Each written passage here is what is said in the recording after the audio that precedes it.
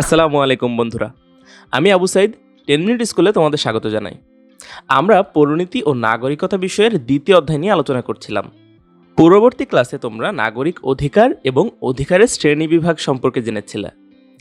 আজকে আমাদের আলোচনার টপিক হচ্ছে তথ্য অধিকার আইন, যার মধ্যে আমরা আলোচনা করব তথ্য অধিকার আইন কি এবং সেই সাথে যেসব তথ্য প্রকাশ বা প্রদান বাধ্যতামূলক নয় এবং তথ্য প্রাপ্তি এবং প্রদানের প্রক্রিয়া সম্পর্কে। তো চলো শুরু করা যাক। তথ্য অধিকার আইন নিয়ে আলোচনা শুরু করতে গেলে আমাদের প্রথমে যে বিষয়টি জানতে হবে সেটি হচ্ছে নাগরিকের তথ্য অধিকার বলতে কি বোঝায়।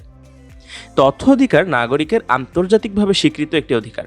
তথ্য অধিকার বলতে বোঝায় কোনো কর্তৃপক্ষের নিকট থেকে কোনো তথ্য প্রাপ্তির অধিকারকে, এবং এই অধিকারের আইনগত স্বীকৃতি হচ্ছে এই তথ্য অধিকার আইন।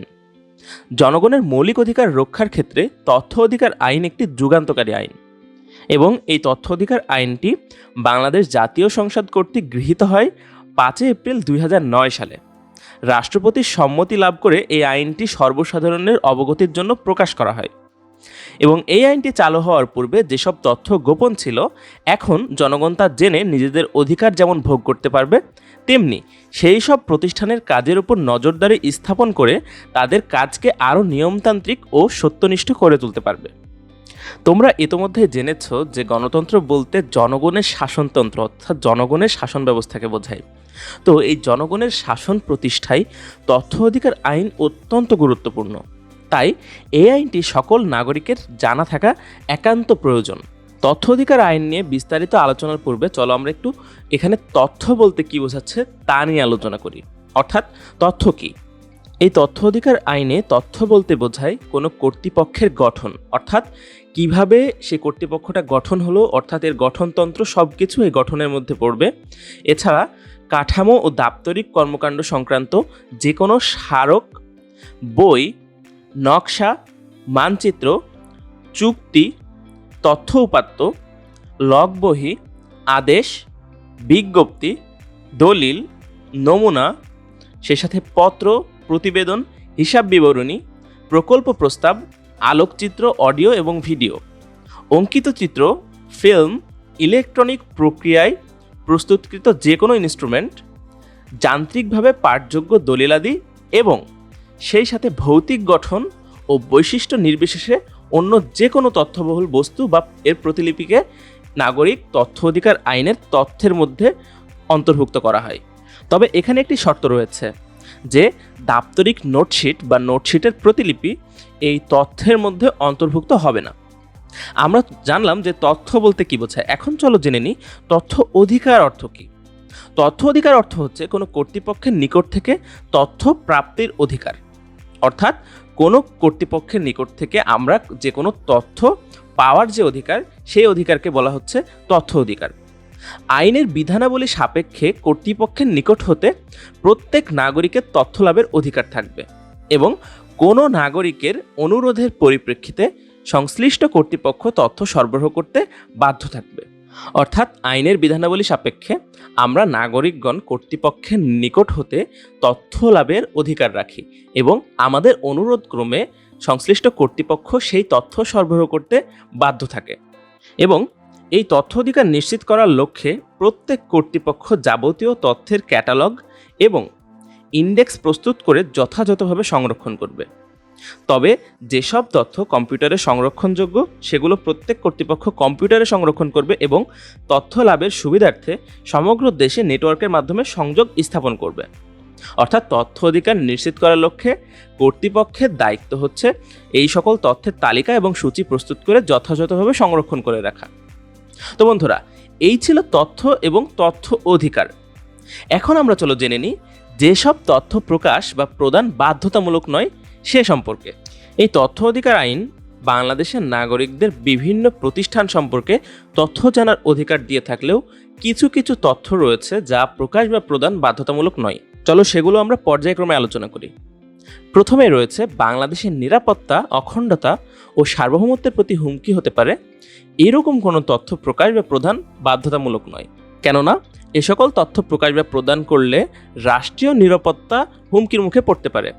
এছাড়া আন্তর্জাতিক কোনো সংস্থা বা বিদেশি রাষ্ট্রের সাথে সম্পর্কজনিত কোনো তথ্য প্রকাশ বা প্রদান করা বাধ্যতামূলক নয়। তৃতীয়ত, কোনো বিদেশি সরকারের নিকট হতে প্রাপ্ত কোনো গোপনীয় তথ্য প্রকাশ বাধ্যতামূলক নয়।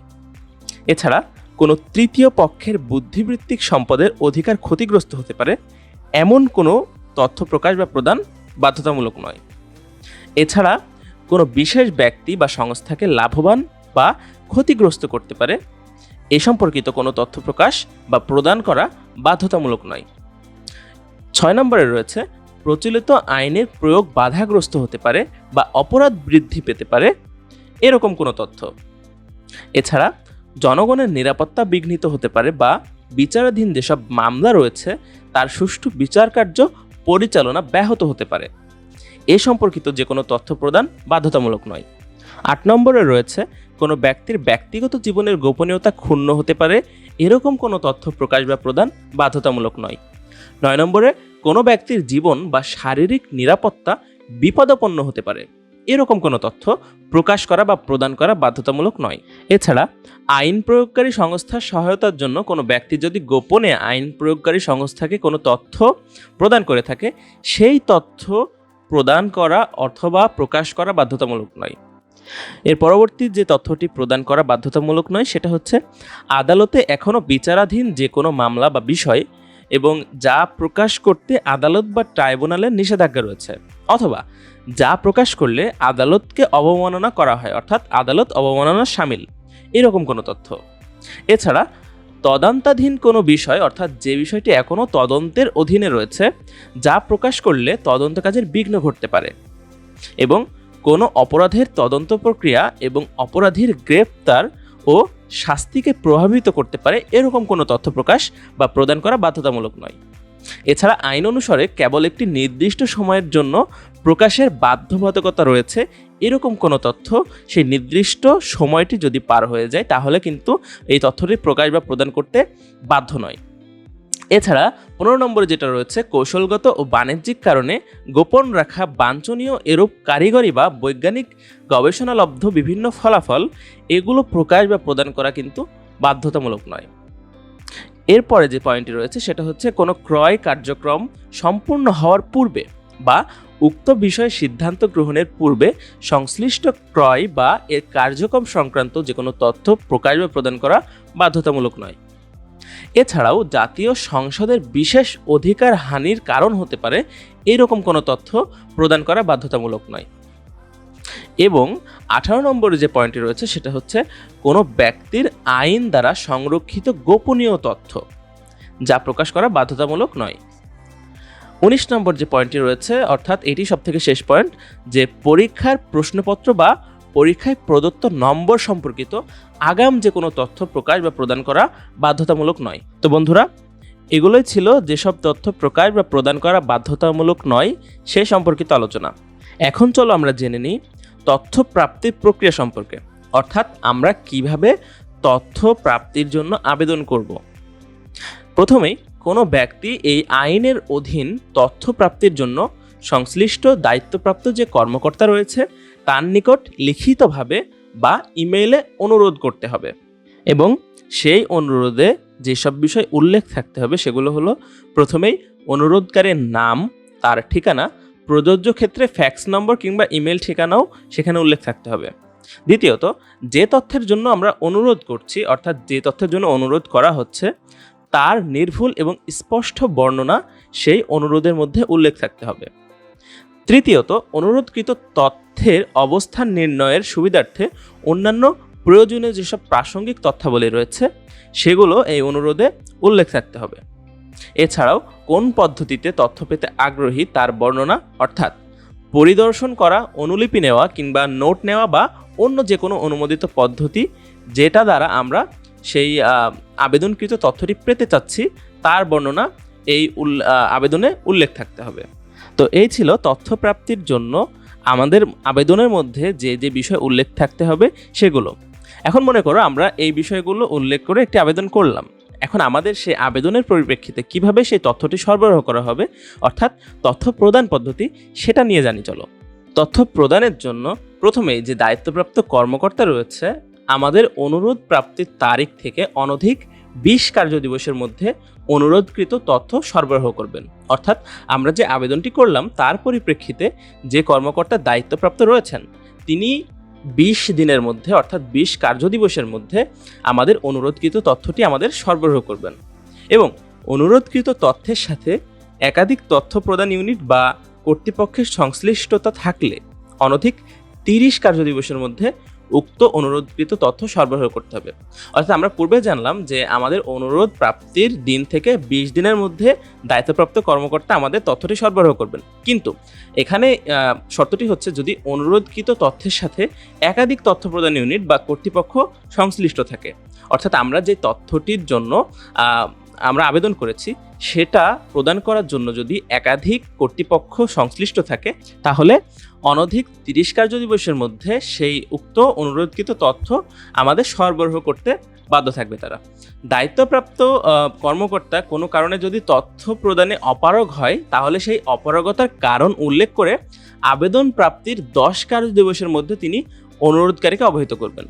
অর্থাৎ যে তথ্যটির জন্য আবেদন করা হচ্ছে সেই তথ্যটি প্রদান করতে বা প্রকাশ করতে যদি কোনো সমস্যা থাকে, অর্থাৎ যদি দায়িত্বপ্রাপ্ত কর্মকর্তা যিনি রয়েছেন তিনি যদি অপারগ হন তাহলে সেই অপারগতার কারণ উল্লেখ করে আমাদের 10 দিনের মধ্যে, অর্থাৎ আবেদন যেদিন করা হয়েছে সেদিন থেকে 10 দিনের মধ্যে তিনি অনুরোধকারীকে অবহিত করবেন। তো এই ছিল আবেদনকারীর অনুরোধক্রমে তথ্য প্রদান প্রক্রিয়া। তথ্য অধিকার আইনে এই তথ্য প্রদান ছাড়াও আরও একটি যে বিষয় রয়েছে সেটা হচ্ছে তথ্য প্রকাশ। অর্থাৎ প্রত্যেক কর্তৃপক্ষের সিদ্ধান্ত, কার্যক্রম সংক্রান্ত সকল তথ্য সূচিবদ্ধ করে জনগণের নিকট সহজলভ্য রূপে প্রকাশ এবং প্রচার করবেন। এবং এই প্রচারের নিমিত্তে প্রত্যেক কর্তৃপক্ষ প্রতি বছর একটি করে প্রতিবেদন প্রকাশ করবে। যেই প্রতিবেদনের মধ্যে কয়েকটি বিষয় উল্লেখ থাকবে, যেমন প্রথমেই কর্তৃপক্ষের সাংগঠনিক কাঠামোর বিবরণ, সেই সাথে তাদের কার্যক্রম, কর্মকর্তা কর্মচারীদের দায়িত্ব এবং সিদ্ধান্ত গ্রহণ প্রক্রিয়ার বিবরণ বা পদ্ধতি সম্পর্কে প্রতিবেদনে উল্লেখ থাকতে হবে। এছাড়াও কর্তৃপক্ষের সকল নিয়মকানুন, আইন, অধ্যাদেশ, বিধিমালা, প্রবিধানমালা এবং তাদের যে সকল প্রজ্ঞাপন, নির্দেশনা এবং ম্যানুয়াল সমূহ রয়েছে এগুলো ওই প্রতিবেদনে উল্লেখ থাকতে হবে। এছাড়াও কর্তৃপক্ষের নিকট হতে যদি কোনো ব্যক্তি যে সকল শর্তে লাইসেন্স, পারমিট এবং অনুদান, বরাদ্দ, সম্মতি এসবের বিবরণ সব কিছু কিন্তু এই প্রতিবেদনে উল্লেখ থাকবে। এছাড়াও নাগরিকদের তথ্য অধিকার নিশ্চিত করার জন্য প্রদত্ত সুবিধার বিবরণ এবং দায়িত্বপ্রাপ্ত কর্মকর্তার নাম, ঠিকানা, ফ্যাক্স কিংবা ইমেল নাম্বার এগুলো সংযুক্ত করে সেই প্রতিবেদনে সংযুক্ত করার মাধ্যমে সেগুলো প্রকাশ করতে হবে। তো বন্ধুরা, এই ছিল নাগরিকের তথ্য অধিকার আইনে তথ্য প্রকাশ এবং প্রদানের পদ্ধতি। আমরা আজকে জানলাম বাংলাদেশ তথ্য অধিকার আইন, অর্থাৎ তথ্য কি, তথ্য অধিকার কি, সেই সাথে কি কি তথ্য প্রকাশ এবং প্রদান করা বাধ্যতামূলক নয় সে সম্পর্কেও জানলাম, এবং তথ্য প্রদান এবং প্রকাশ প্রক্রিয়া সম্পর্কেও আমরা বিস্তারিত জানলাম। তো বন্ধুরা, আশা করছি আজকের আলোচনা তোমাদের জন্য ফলপ্রসূ হয়েছে। আগামী ক্লাসে আমরা জানব নাগরিকের কর্তব্য, কর্তব্যের শ্রেণীবিভাগ এবং সেই সাথে অধিকার ও কর্তব্যের মধ্যে যে সম্পর্ক রয়েছে তা নিয়ে। ততক্ষণ পর্যন্ত 10 মিনিট স্কুলের সাথেই থেকো। আজকের পুরো ভিডিও জুড়ে আমার সাথে থাকার জন্য তোমাদের জানাই অনেক ধন্যবাদ এবং তোমাদের জন্য রইল অনেক অনেক শুভকামনা।